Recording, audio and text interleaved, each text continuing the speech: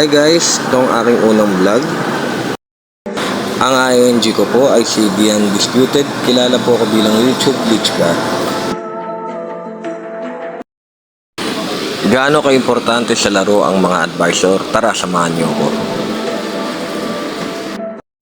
Una kong ipapakilala ay si Commander. Ano ba nagagawa ni Commander? Tara. Nakikita niyo yung kulay green. Kaya niyang kalkulayin yung bawat attack mo sa isang player. Pero syempre, huwag niyong kalimutan mag-scout first. Napaka-importante niyan. Baka ma-wall kayo ng isang player. Unlimited scout, saka unlimited regrouping ng troops. Napakalaking tulong talaga ni Commander. Ito si Weapon Master.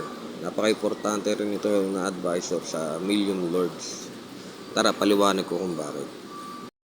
Ito yung ni Weapon Master. Kaya niyang gamitin yung best item mo depending on the situation. Yan si Weapon Master.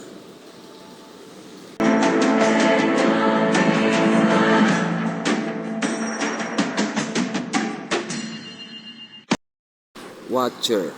Meron siyang 6 hours protection.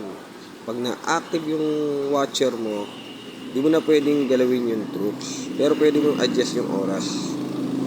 Kasi pag ginalaw mo yung troops na naka-active yung Watcher, madi-disable. Ito si Harvester. Siya yung kumukuha sa game ng mga troops, gold, at sapphire. Pero may limit siya. Pakita ko sa inyo yung limit niya.